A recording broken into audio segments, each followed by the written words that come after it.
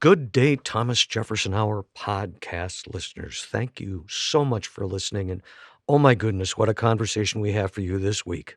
I just want to say to everybody that this is really important. You may disagree, you may agree, you may sometimes agree and sometimes disagree, but what we've done today is that the three of us, and principally Joe Ellis, have given their predictions about what's going to happen 2 weeks from now when the country does decide who the next president of the United States is. Of course, there's no way to know. It could be Trump, it could be Biden, it could be so hopelessly contested that we don't even know until Christmas. But I think it's important. We did this before the Iraq War. We've done this in front of previous elections. And so the question is, how can we get from Joe Ellis some insights that will help us make sense of what's about to happen? And so that's the spirit of the thing. Here's my concern, David, is that I live among conservatives. Some parts of my own consciousness are very conservative and increasingly conservative over time. I'm all over the map. I'm like that in the bingo machine when the little ping pong ball pops out and it bobbles around for a long time. I'm often confused. I'm ambivalent about many things. I can see usually both sides of or more sides of a question, and I don't have a deeply held ideology. And I don't think you do either.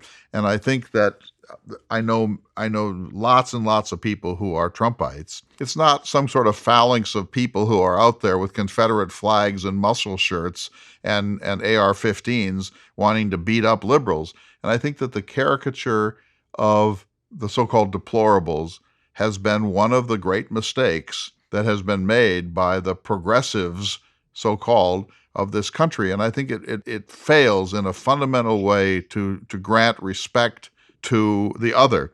And the other is often perplexing. But just remember, the left is at least as perplexing to the right as the right is perplexing to the left. And if you go to the other camp, they're saying, like, I can't believe that anyone would vote for people who believe in a single-payer system. I can't believe that anyone would vote for somebody who believes that we should have gun restrictions of any sort. I can't believe that anyone would vote for somebody who will vote for partial birth abortions. And so both sides caricature and demonize and stereotype each other, and it leaves the country in this terrible, terrible muddle. And there needs to be deeper respect from both sides. And so every time I'm about to say something that characterizes the Trumpite, I try to have a little voice in my system that says, but wait a minute, be fair here. Don't succumb to those easy labels. Try to figure out what's going on rather than simply to discredit and dismiss it. It's not always easy to do that, and it's certainly not easy to do it from the other point of view, but I think it's absolutely essential. And I so admire you, because whenever the conversation starts to get a little bit out of hand, you say, oh, wait a minute, gentlemen, and then you bring it back to try to remind us that this country belongs to all 340 million and not to people who think they're smart. Oh, what a nice thing to say. I appreciate that very much. I mean it, too. One thing that we skipped over, well, didn't skip over, but Joe made mention of that I really thought was important, and that was government agencies and how much they've been undermined in the past 4 years. That really bothers me. There's a great book we talked about on the show once called The Fifth Risk by Michael Lewis that kind of details what all of these government agencies do, or some of them. And it's really amazing. The other thing, and this is me personally, so don't take offense if you're listening to this and disagree, but as a nation, as citizens, we need self-discipline. And I really think that's been thrown out the window in the past administration. It's almost like we're living on a credit card, so everything looks great in my house. I got big screen TVs and cars. I'm living on credit, and it's great until you have to pay it off. And all of these government regulations have been just thrown out. And it's like we're teenagers that don't have any self-discipline, and all the rules have been lifted and we can do whatever we want. Maybe that's a little simplistic, but I think there's some truth in that. Well, I think that the undermining of the credibility of our core government functionaries is really a deplorable thing. I think that's been a terrible mistake, and I think that we need to reinvigorate as much as we can respect for those functions and for those functionaries. And so I do agree with you very strongly on that. we are going to have a session, a kind of a debriefing session on the 4th of November, sponsored by the Thomas Jefferson Hour on Zoom. We'll be placing information on the Jefferson Hour site and our Facebook sites and so on about this. But it's just a chance for people who love the Jefferson Hour, who love this country, or just want to debrief from 4 to 6 p.m. on Wednesday, November 4th, to come to a Zoom meeting, 4 to 6 Central Standard Time, and we'll talk about what just happened, if we know what just happened there. And I got a letter this week, David, that I wanted to share with you. A man wrote to me and he said, I've always been a big fan. I've listened to you for many years. I just won't anymore because you are so anti-Trump. He said, I look forward to the time when you can go back to talking about history and stop talking in the way that you're talking about Donald Trump. And I wrote back to him. But this is history. I wrote back to him and said, look, I don't like it any more than you do, but I think that we are at an inflection point. I do believe that the Enlightenment is on the ballot. I do believe that Mr. Trump himself has declared that he wants to disrupt our constitutional system and our norms. And so he's forced us to have this conversation. And I want you to know I don't take any pleasure in it.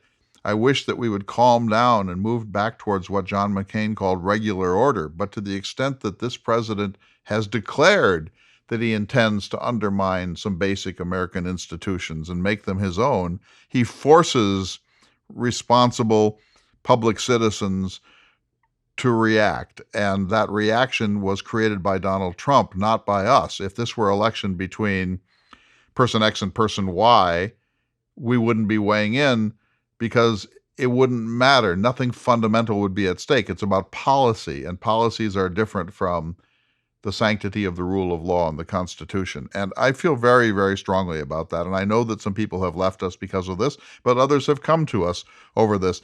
But this was a national crisis that was given to us by Donald J. Trump. This is not a national crisis that has been created by some other force. Trump is one of the largest personalities in the history of this country, and he has a very, very, very strong will to power and a very unschooled notion of what a president should be able to do. And that has forced a lot of people who would rather just be quiet to speak out. And I hate that. But the fact is, that's what happened. We should probably go to the show. We all made somewhat of a prediction about how the election's going to turn out, the presidential election. But with that, I'll give you your Hamiltonian moment by leading you in, saying if you enjoy the Thomas Jefferson Hour and have the means and the desire to support the Thomas Jefferson Hour, please go to jeffersonhour.com. It's a great website. There's tons of stuff there. You can listen to past shows and read Clay's blogs. Just go to jeffersonhour.com, click on donate. There's a number of ways you can support the show. We need it, and we so appreciate it. And with that, it's your moment, sir. Yeah, of most urgency, if you want to take the Constitutional 101 course, the future and history of the United States Constitution, an online course, no tests, no quizzes, and no credit. It's just for public discussion. That starts on November 7th, Saturday. 5 Saturdays in a row. Go to the Jefferson Hour website for that. I really do urge you to sign up. It's nonpartisan. We're going to be looking at how the Constitution was crafted, what its compromises and flashpoints are, how well it's held up over 200 and some years, and what amendments or changes people think about as we look to the 21st century. So I'm fascinated by this, and I think that everyone else will be too. So jeffersonhour.com for that. And then the January retreats. There are 2 on J. Robert Oppenheimer and the making and the use of the atomic bomb. And there is 1 this year on Thoreau and Whitman. So you can go to the Jefferson Hour site for that. And then there's a Salmon River float trip on the Lewis and Clark Trail next July, and the usual Lewis and Clark trip. So all of that and more is on the Jefferson Hour site. Go there for all of that. Also my books, including Repairing Jefferson's America, Out and Doing Well, my book, Bring Out Your Dead. And I've been writing this set of essays on Facebook, you might have seen, David, about what I think are Trump's transgressions of constitutional order and character. And they are going to become an instant Amazon Kindle book about a week after the election. I'm just writing the opening essay, which is called What Just Happened, and the closing essay, which is called What Comes Next. And then I will put together this set of probably 50,000 words trying to assess why what just happened is so important to anyone who loves the Constitution we should go to the show. I just want to warn people, you may not agree with everything you hear, but listen to Joe Ellis's insights behind whatever position he takes, just how he thinks about these questions. That's more important than the answers. Please stay safe, stay vigilant, stay healthy, and be certain that you vote. Thanks, everyone. Good day, citizens, and welcome to the Thomas Jefferson Hour, your weekly conversation with or about President Thomas Jefferson and American history. I'm your host, David Swenson, and I'm joined by the creator of the Thomas Jefferson Hour, Mr. Clay Jenkinson. And we're so happy to welcome back once again this week Professor Joseph Ellis. Gentlemen, welcome to both of you. Thanks for having us, man. Joseph Ellis, back by popular demand. He's the most requested guest in the history of the Thomas Jefferson Hour. I think that's true. I thought this week, if it's okay with the two of you, I would present some listener questions to you. Sure, that's a good way to start. Well, let me start with a fun and easy one then. This one comes from Devin Perry. He's asking for suggestions of books that you have written, Joe, that he might read. Wants some recommendations. Clay, what do you say? I'll tell you, I like three of his books best. I like them all, of course. And it really is sort of what my old English professor said at Oxford. Which Dickens novel do you like best? Which one did you most recently reread? But I like Passionate Sage, the character of John Adams, best because I won't go into a long detail, but I know Joe will have something to say about each of these.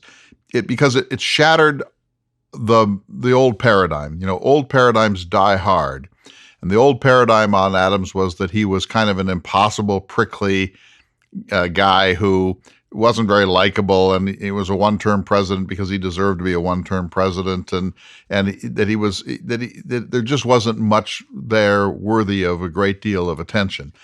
And Joe's book, Passionate Sage, just shattered that paradigm, and we're never going back. And now John Adams rides very high in American historical circles for lots of reasons. But the person who did more of that than any other person was Joe Ellis, and it just makes John Adams fun. Even his weaknesses, his mighty weaknesses, turn out to be entertaining and forms of strength and virtue. So that's number one. The second book I like best is His Excellency, about George Washington, because, again, it takes this plaster saint, George Washington, and looks at his life in a way that really illuminates his character and also reminds us of why Washington was so extremely important as the first and most consequential president in American history. And so that book really appeals to me. And let me just say about all these books, they're not straightforward biographies. They're treatments. You know, we don't have to hear about their childhood lives or, you know, what happened while Theodore Roosevelt was the Assistant Secretary of the Navy. Joe picks things up where there's the most insight to be gained. And then the third book, of course, is American Sphinx, the character of Thomas Jefferson. And it's the first book. You know, now we live in this time where all the books on Jefferson tend to be nasty, revisionist. He's a horrible slave rapist, and he's a racist, and he dispossessed native peoples, and he was a fundamental hypocrite, and so on. Joe broke the mold on Jefferson too by saying that he's exquisitely interesting. He's the most fascinating of all of these creatures, but that there's something kind of off with Jefferson, that he was able to live in several different universes at the same time, not all of them grounded in the real world. And Joe found that amusing and revealing rather than discrediting. So have I distorted your books, Joe? I like what you said. I wouldn't. I mean, I got to hire you as my agent, and I respect the question. I'm somewhat embarrassed about it. All that Clay says gets at my overarching agenda, which I guess was to bring to life as imperfect human beings these icons who we think of as statues often, and that if they were perfect, what in heaven's name would we have to learn from them? Again, this question comes from Devin Perry, who listens on KFCF in Fresno, California. I would like to interject one more book to that list, something that you wrote early on, and I think was one of your more successful and awarded books, and that's Founding Brothers. Oh, I love that book because it's a little trust fund, and I sent 3 kids to college with that book, and and it does make, it sees them as a collective, as a band of brothers, it is, and there's fights within the band of brothers, and if there's a new idea in there, I hope there is. It's that our familiar notion of checks and balances, which we associate with the Constitution and a Madisonian kind of check of the executive by the Congress, etc. But what I was suggesting is there's checks and balances within the personalities of the founding, the character and the ideologies of these people interact in a way that checks themselves. And there is real diversity there, intellectual diversity within the founding generation. Founding Brothers really, there's more kids that come up to me when I'm at a bookstore complaining that they had to read my book, and it was assigned in some advanced placement course or something, and they give it to me. It's all marked up and everything. But I'm appreciative of that book and what it did for me. And let's move on. I appreciate the question from Fresno, but let's not bore the listeners with any more of this. Well, wouldn't you agree, Clay, that Founding Brothers might be a good starting point for someone who has not read any of Ellis's books? Yes, I do agree. I was unaware that he was able to make $750,000 worth of college aid money on this book, but that's all. Okay, then now it's time to move on. I have another one from Bethany Ballads. And she says, I've been listening to the conversations with Joseph Ellis. It's absolutely fascinating. Nice compliments. But her question is, I'm wondering on your views on the Electoral College. We're recording this program on October 20th, and I'm hoping we can talk a little bit about the election later in the conversation. But she lives in Wyoming and sees the idea of popular vote absolutely silencing smaller populated and, honestly, she says, moderately populated states. In an alternate popular vote, would the states still have a vote, or do we let only our population centers have a say in our presidential elections? Well, I understand why somebody who lives in Wyoming is going to oppose popular vote and still favor approach the Electoral College. I myself would like to see us do away with the Electoral College.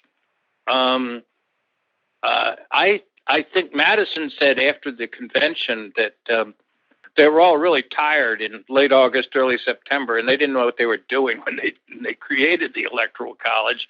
It was a compromised position. There have been 2 elections already in the 21st century where the winner of the popular vote has not won the electoral vote. And small states, that is small in population, like the Dakotas, as well as Wyoming, and including Rhode Island, and they would lose out in the presidential election, but they would still retain their disproportionate influence in the Senate, where their power would not be at all affected. And I just think that I'm a good Jeffersonian. I believe the people's voice needs to be the final voice. What do you think, Clay?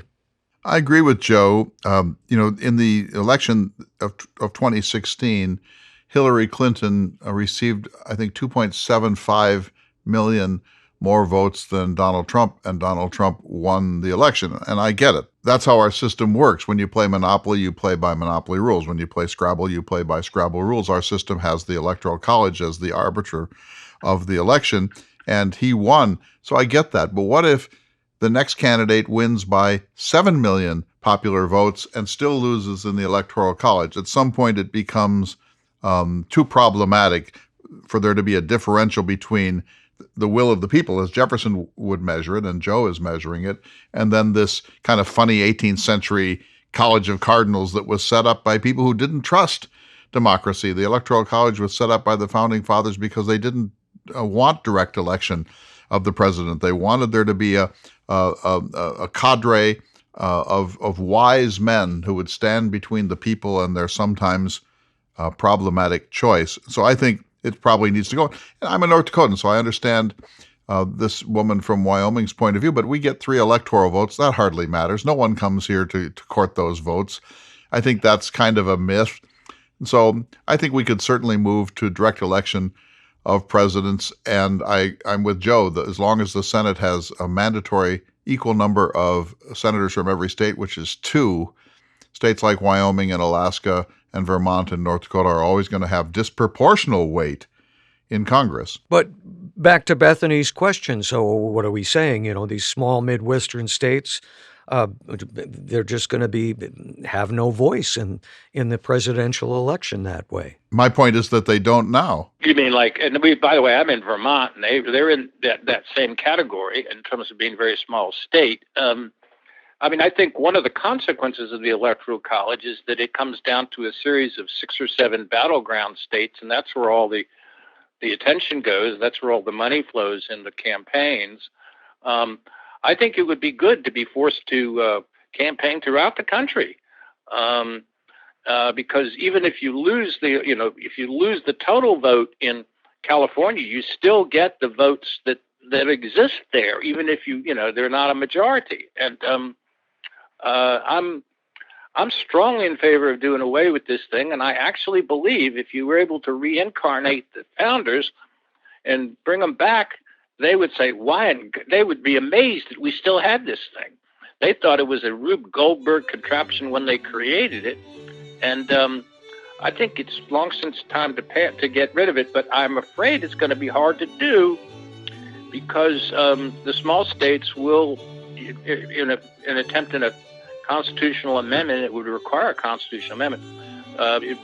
They're going to vote against it, and constitutional amendment requires a 2/3 vote from both houses of Congress and a 3/4 vote from all the states. Which, when you think about it, seems pretty difficult and highly unlikely. We're speaking this week with Professor Joseph Ellis and the creator of the Thomas Jefferson Hour, Mr. Clay Jenkinson. And gentlemen, when we come back, if it's all right with the both of you, I'd like to turn the conversation a little bit more towards the election this year, if that would be all right. Sure. Yes. We'll be back in just a moment. You're listening to the Thomas Jefferson Hour. Welcome back to this special edition of the Thomas Jefferson Hour. I'm out of character this week, talking with our dear friend, our favorite guest, in fact, our returning champion, as David Swenson puts it, Dr. Joseph Ellis, who speaks to us from an undisclosed location in the Green Hills of Vermont. Joe, I want to ask you a question about the election, and I want us to be careful here, but we're recording this just 2 weeks before the election, and I think it's always useful to lay down on a recording track what you say you think is going to happen, and then, of course, you have to face the fact that you couldn't have been more wrong when things turn out much differently. And so it's not for us to predict the election or to make a pitch about it, but as a historian, and especially as a historian of the Founding Fathers who envisioned this moment. They envisioned that 200 and some years in the future, there would still be presidential elections and that they would matter deeply for the health and security of our republic. How does a historian look at this as opposed to, say, a hairdresser or a banker or an insurance adjuster? He or she, I would think, looks at it broadly and looks for patterns in the past where it fits and doesn't. In my most detached mode, and I'll be undetached later, but I think this is the most important presidential election of my lifetime, and I think it's an inflection point in American history. Do we go forward in certain directions, or do we go backward in those directions? And I think the electorate is deeply divided. We are a truly divided people. The term "we the people" no longer can be talked about as a single entity, I think. And one thing I anticipate is that we will see the highest voter turnout in American history in a presidential election. That people are aware of the fact that this is an important election, and the mail-in voting during the coronavirus will increase that. The average turnout in a presidential election in the United States over the past 50 years has been 52%. That's really low. It does seem strange that the world's first democratic nation has one of the lowest turnouts of any modern democracy. I mean, France has a turnout of about 82%. Britain somewhere in the 70s. I think we're going to be in the mid to high 60s in this one. I think it will be a election that Biden wins comfortably, but not by a landslide. In previous elections, say looking back at George Herbert Walker Bush versus Bill Clinton, or looking at Clinton versus Bob Dole, these are hotly contested. There are millions of dollars, tens of millions of dollars are spent on both sides. Political action committees spring into action. There are ads declaring that this is the most important election in human history and it's the end of the world if the other party wins. But the election finally happens. We tend to know about it that night, and then everyone calms down. It's not as if everyone is okay with the result of the election, but everyone agrees to honor it. And they say, okay, we'll regroup and we'll be back 4 years from now, and this time we'll do better. That's been the pattern of American presidential elections through my entire lifetime, with the one little blip in the Bush v. Gore election in 2000. Why are we at this point now where it's pretty clear that when the election is declared, whether it's on the 3rd or the 4th of November or December 20th, when the election is declared, there will not be that national relaxation of tension and a sort of a calming down? Well, I guess there's one big reason, and that is because the incumbent president, Donald Trump, has said that if he doesn't win, it will mean the election is rigged. And that he has, I think, incorrectly claimed that all mail-in ballots are suspect and subject to corruption. All studies suggest quite the opposite. And I think that his most ardent supporters, who are truly ardent, believe him when he says that. And if it's a really close election and he loses, there's a real question is what's going to happen, and et cetera, et cetera. If it's not close, I don't think that his threats will make much difference. But he's thinking it will be close. He will contest it, and it will go to the Supreme Court. I don't think anything like that's going to happen. But I think Trump has created a scenario for the post-election that no other candidate for the presidency or former president in American history has ever done. I have said in my writings over the past 6 weeks that on the ballot on November 3rd is the Enlightenment vision of the Founding Fathers. Is that silly? No. I mean, I would put the same point a little more sharply and say that on the ballot is whether or not we wish to remain a republic. Here's the problem, Joe. We have lots and lots of listeners around the country who are Republicans and conservatives and even Trumpites, and they listening to this would just say, oh, there go a couple of liberal progressives in their usual blather about stuff. I mean, why should we trust them? But here's, I think, the paradox, that no matter what your politics, Joe Ellis's are, or my politics are, this president has forced these sets of questions upon us, because it's not as if he's disguising his intentions.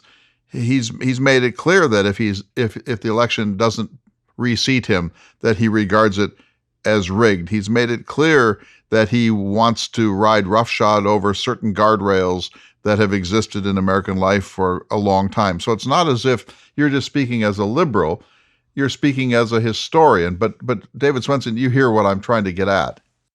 Yeah, I do. I kind of think in terms of who's to blame for the position we are in, and we're all to blame, obviously. As you said, there are a lot of conservatives who listen to this show, and we know that from the email that we get, that are really disturbed about what's going on in the country, and and they believe in Trump. And I don't think that they look at it in the terms that you do, Joe, that this is an election about whether or not we're going to remain a republic. I don't think they look at it that way at all.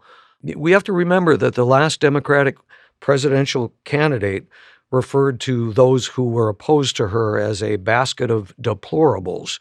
They have cause to be upset, and I have to take the other side and speak for them.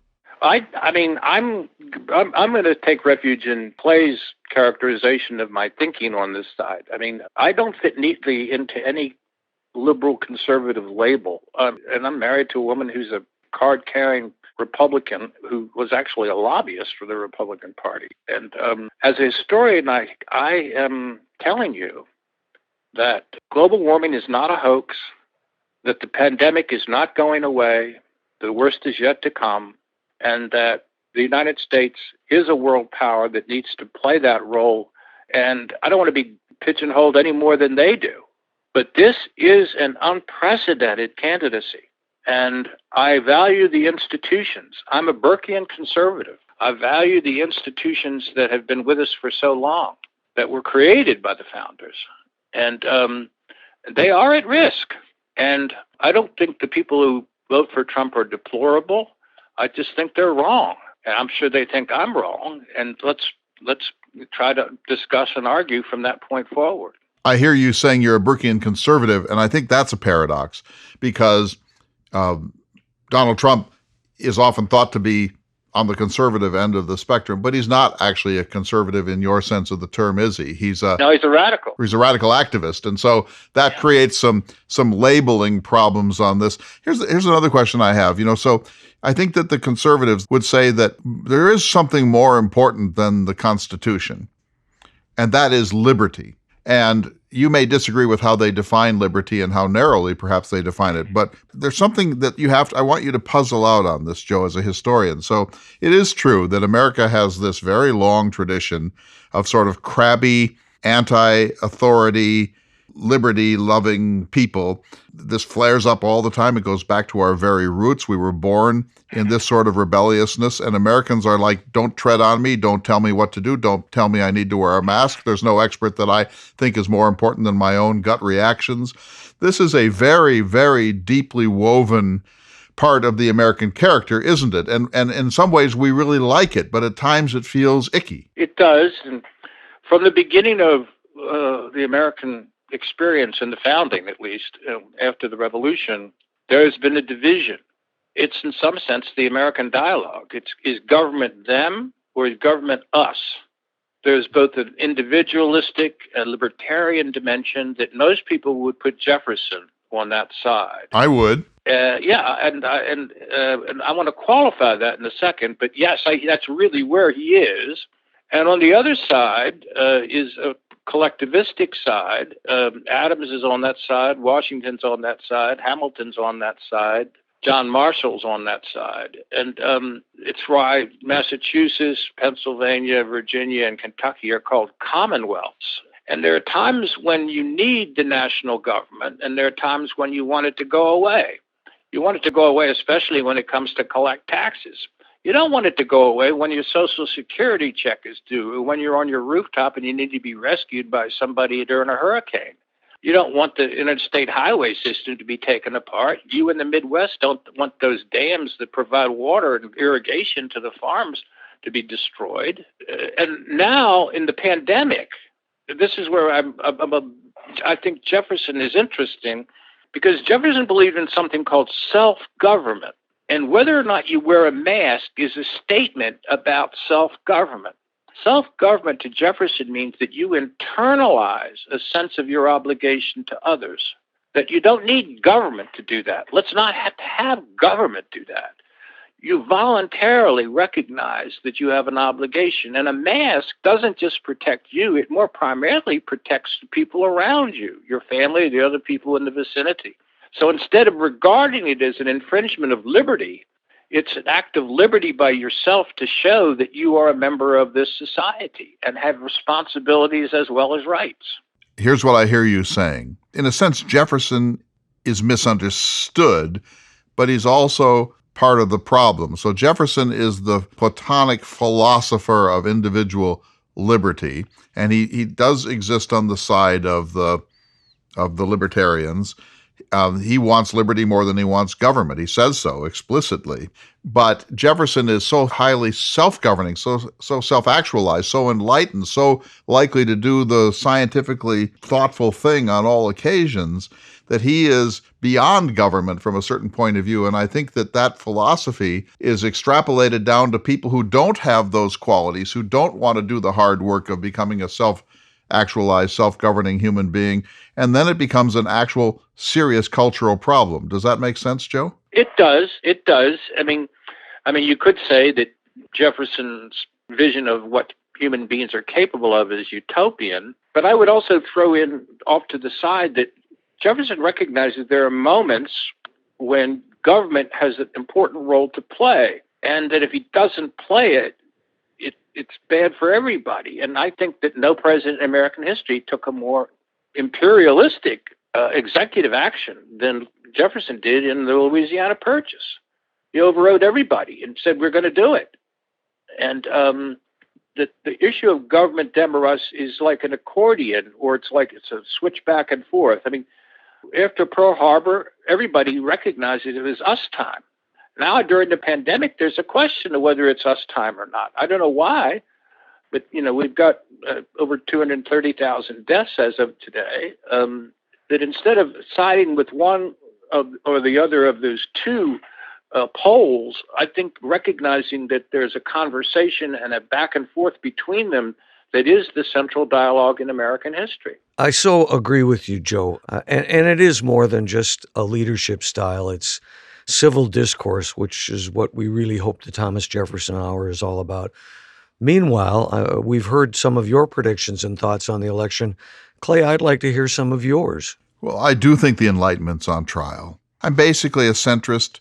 I'm slightly left of center on some things, slightly right of center on other things, but I've been comfortable all my life with, I didn't especially love Richard Nixon, but I didn't think it was the end of the world, although he put us in a pretty severe test. When Ronald Reagan was elected in 1980, I didn't think it was the best possible choice. He turned out to be actually a much more interesting president and a more unifying one than one might have expected. George W. Bush was not my preferred candidate, but I wasn't really that fond of Al Gore either. In other words, I'm sort of an ecumenical guy who can accept the system, and as long as the system is playing by its rules and the side that wins is gracious and the side that loses is generous and everyone accepts our system, then I'm a happy man. I don't always get what I want, but that's not the point, and it's certainly not the point for a historian. But here's where we are now. I think that Donald Trump is the most disruptive president in modern American history by choice, not by accident. In the spirit of disagreement, sir, we got a letter from a very thoughtful listener, and he wrote in part, "The Enlightenment led directly to the founding of this country, which set the stage for 200 plus years of continuous expansion of rights and uplifting of the human condition in ways and at a pace never before seen in history. It has been an undeniable high point, arguably the high point of civilized humanity. Alarmingly, it is all now in very grave danger of slipping away. We cannot let that happen. This brings me to the crux of my letter. I dislike Trump a lot, not so much for what he's done, but for how he leads. However, he hasn't proven to be the demagogue we feared, and we can survive 4 more years of him. I've never been so concerned about the direction of our country as I am now, and I'm deeply afraid the Republic cannot survive the woke moment. So I voted for Trump, by mail, ironically. I'm angry that I was put in the position of having to make that choice, but given our current state of affairs, it may very well be the only way our country, as we know it, survives."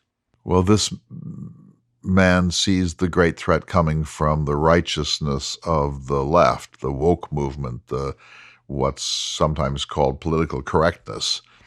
And he apparently thinks that's a greater threat to the future of American democracy than an outsized and disruptive personality like Donald Trump. This just reminds us that honest people can disagree on this, and that both sides, both parties have extremists who make it difficult for the moderates in those parties and also drive our national discourse to extremes that probably are not shared by the great mass of the American people. I do think that he's certainly right in some part that the righteousness of the left, creating a sort of a daily minefield where people are afraid to speak their minds or even have opinions, lest they offend somebody, lest they be denounced as racists, as bigots, as misogynists, as xenophobes, and so on.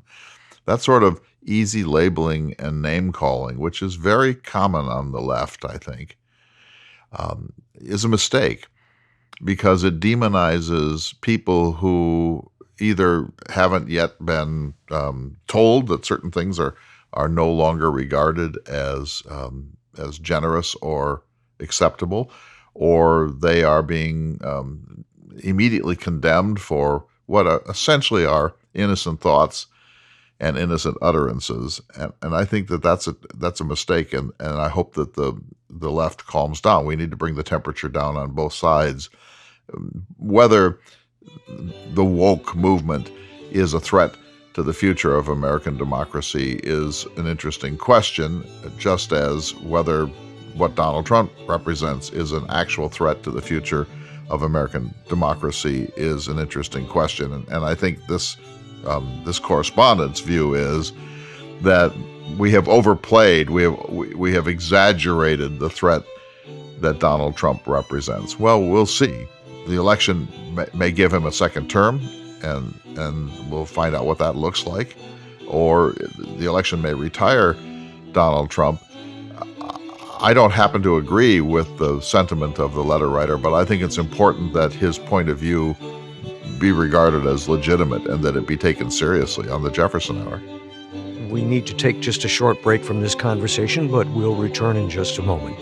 You're listening to the Thomas Jefferson Hour. Welcome back to the third and final segment of this special edition of the Thomas Jefferson Hour. Just prior to the election, we're recording this 2 weeks before the election of 2020. And when David Swenson asked me what I think was going to happen, I said, I think that Joe Biden's going to win, not because there is such great support for Joe Biden, but because there is, on a range of different questions, there is Trump weariness. What do you think, Joe? I agree with that. My final comment on all this part is that no matter what you think, vote. Whether you're on one side or the other, both sides regard this as an extraordinarily important election. I say the most important of our lifetime. I think that whatever the outcome, it ought to be an outcome that reflects the will of the American people in its whole. Electoral college somewhat distorts that, but the larger the number of people who vote, the more we can say that whatever direction we go in, it's a direction that the people themselves have decided. You know, it's interesting. Both of you have come to sort of the same conclusion without stating it out loud, and that is that this election is not so much about the candidates as it is about the country. Is that fair to say? For me, it's about whether our Republican system of government holds up. I think we thought it was more stable, that it was more robust than it is. And I think people who love the Constitution, who love the rule of law, who love the idea of a small R republic have been shocked and disturbed in a big way over the past 6 or 7 or 8 years, and particularly in the last 4. And I think that we never thought that the sentence would come out of my mouth, that I actually am concerned about the survival of a Republican system of government in the United States. And I think I hear you saying exactly the same thing, Joe. I do, exactly the same. I said that. But I would add to this, as I get closer to the end than the beginning, I care more about posterity, about my kids and my grandkids. I think about that. The founders all thought about that. A lot of their letters are writing to us instead of to themselves. The issue that, to me, is going to be historically the most important issue of this century is climate change. And there's a clock running on that, and we're behind the curve on it. And if we don't get ahead of that curve, it becomes exponential, and the results are truly catastrophic. And this is the time when we need to make the commitment as a planet, and certainly as a nation within the leader among nations, to begin to reduce carbon in the atmosphere. And if we don't do it, and it passes that line, it's unstoppable. And I don't want to be looking back before I die and saying I was partly responsible for the fact that my grandchildren are going to live in a world that's uninhabitable. I mean, that sounds overly dramatic, but if you start reading the science on this, and my eldest son is a climate scientist, you realize that the direction we go on this issue now is extraordinarily significant. I'm so glad to hear you speak about that, Joe. Thank you. And I couldn't agree with you more. Both of you have said that you expect that Biden will win this election. How do you come to that conclusion? Do you watch polls or what? Well, I wake up every morning with a different view. That's how volatile all this is. Some mornings I wake up thinking this is the end for President Trump. He'll be a one-term president, and although he will kick and scream and bluster, he will leave quietly. Other mornings I wake up thinking that he might do what Joe said, which was get a second unprecedented inside straight and win again. But here's the thing. I want the election to be about policy, about global climate change, about immigration reform, about energy policy, about moving towards a greener industrial economy, about our food supply, about our educational system, about our place in the world, about the League of Enlightened Nations, about standing up to bullies like Russia.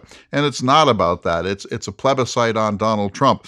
That's how huge he is. I mean, you say what you want about this man, but he is a massive, charismatic figure, unprecedented. There's no one like him in my lifetime. LBJ wasn't quite this. JFK wasn't quite this. The genial Ronald Reagan wasn't quite this. We have the most potent personality, the most oxygen-sucking personality in the history of the White House, at least during my time. And so he makes everything about him, and therefore this election is about him. And it's not really about the policies that we need to be debating about how we work our way out of the climate dilemma and how we create comprehensive immigration reform so that we can really have a responsible system of who is a citizen and who's not, and borders that are not porous. So that really upsets me, and I think that Joe would say he agrees with that too. And I hope that the 2024 election is about ideas and not about a personality this outsized as that of Donald Trump. But David Swenson, let me ask you, I know our listeners are going to want to know what your thoughts and predictions are. So you've heard from Joe Ellis. He thinks a decisive Biden victory. You've heard from me. I think that it could go either way, but probably a somewhat narrower Biden victory. What do you think? Oh, my. Well, I'm with you. I get up and have different viewpoints on different days about what's going to happen. I mean, right now things look pretty good for Biden, but if we think about the 2016 election, things really turned in the last 2 weeks, which is where we're at. But I'll offer you a different poll.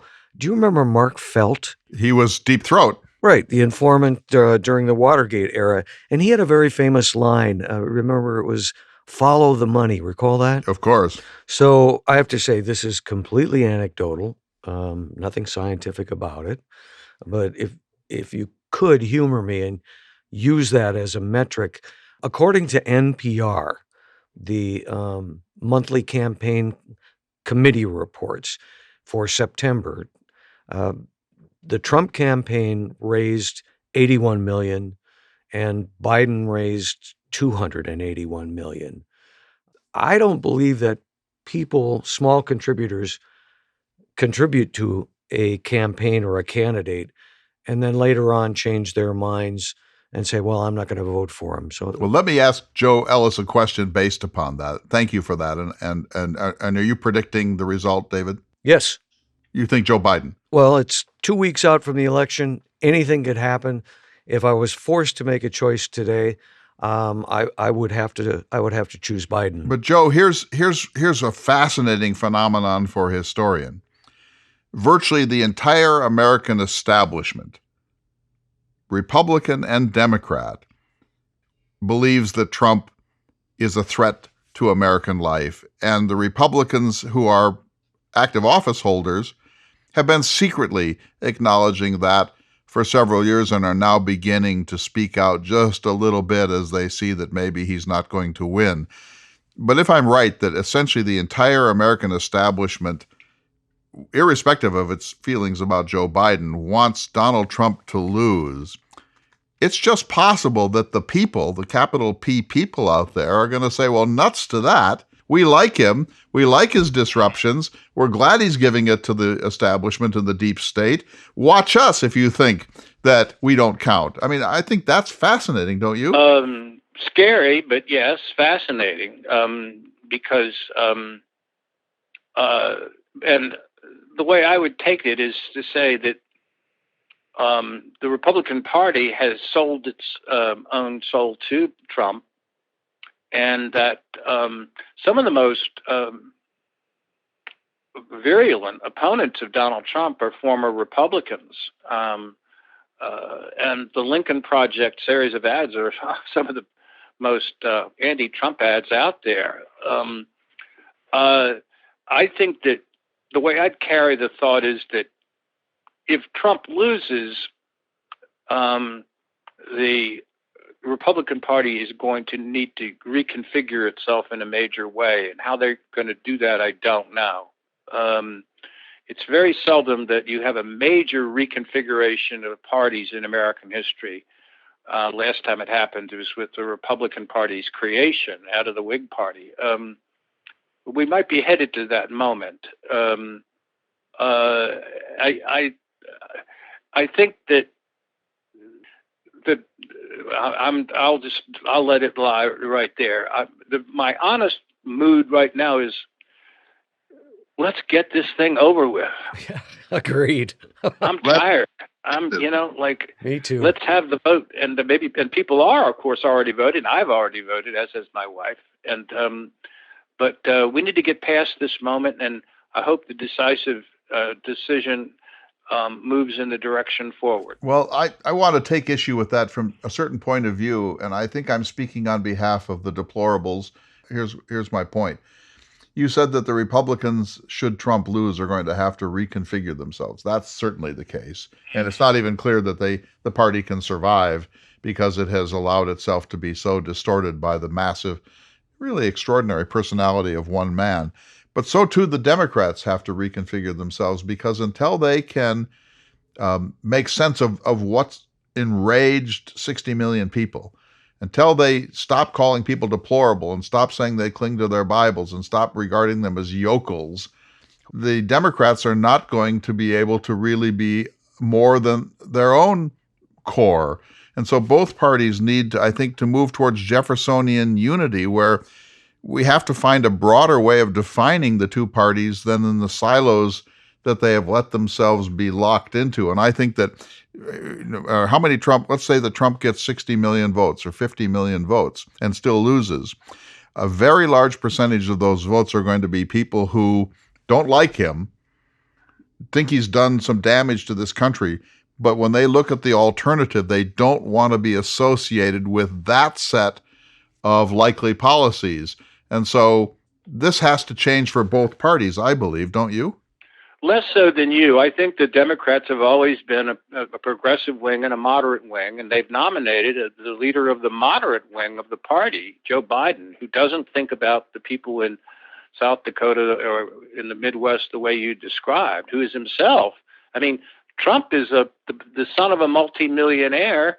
Biden is a poor kid from Scranton, and their backgrounds are completely different. And Biden fits the model of someone who associates with ordinary Americans in a much more direct and personal way, who can feel genuine empathy. I don't think Trump feels any empathy for anything. He can't. He's cognitively incapable of that. And behind the scenes is making fun of the evangelicals who vote for him. I don't think the Democratic Party needs to be reconfigured. It's always a contest between the left wing and the center, and it is a center-left party. I think the Republicans need to be a center-right party, and right now it doesn't have a center. Gentlemen, this week, essentially, we've been talking about a divided nation.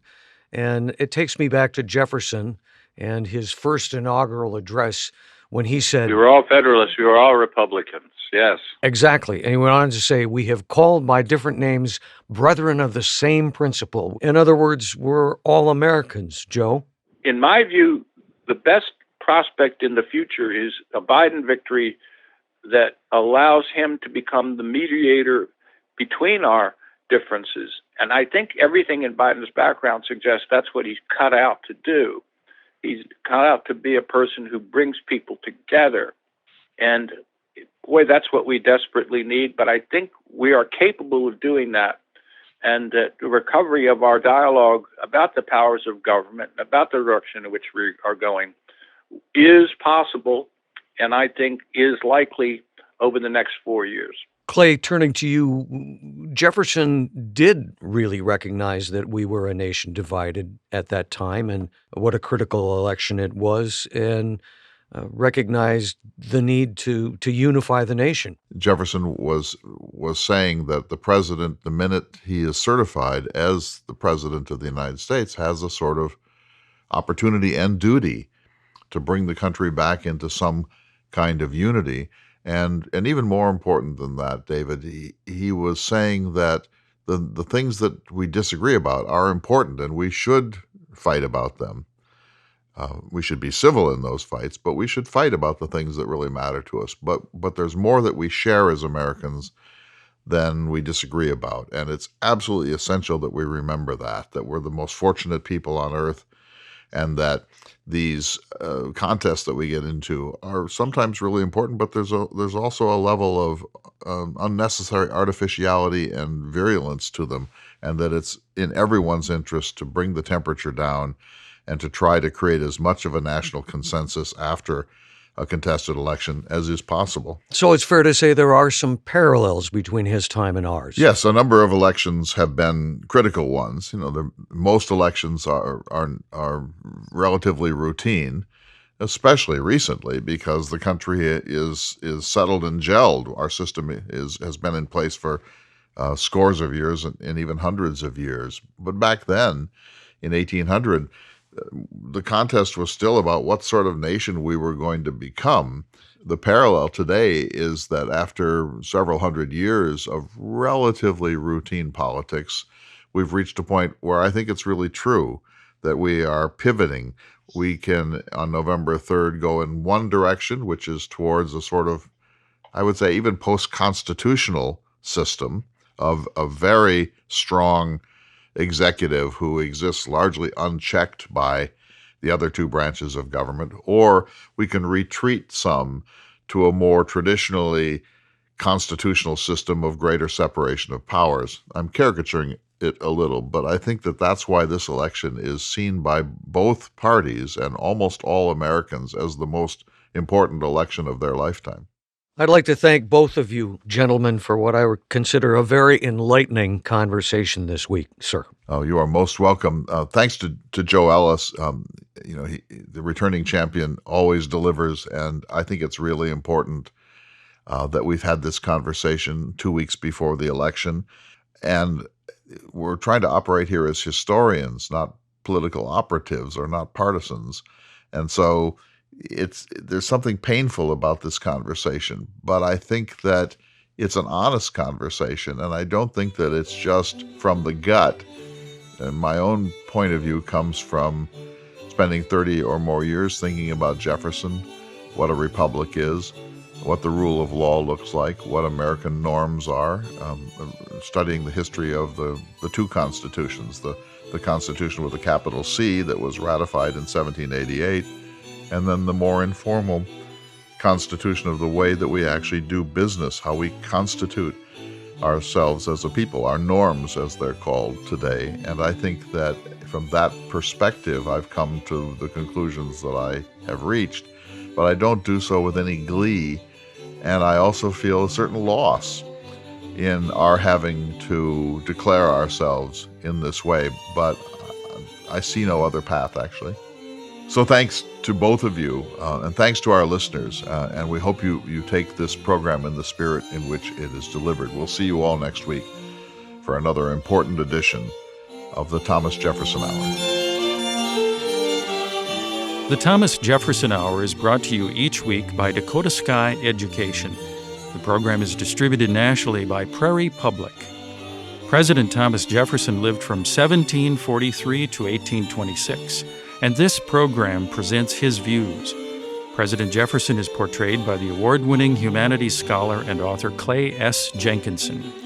To obtain a copy of this or any show for a $12 donation, please call 701-575-0727. This program is also available online at jeffersonhour.com and on Apple Podcasts. If you'd like to correspond with President Jefferson or submit a question for him to answer on the program, please visit the website at jeffersonhour.com. The Thomas Jefferson Hour is produced at Makoche Recording Studios in Bismarck, North Dakota. Bach Cello Suite No. 3 in C Major by Stephen Swinford. Thank you for listening. Please tune in again next week for another thought-provoking, historically accurate program, Through the Eyes of Thomas Jefferson.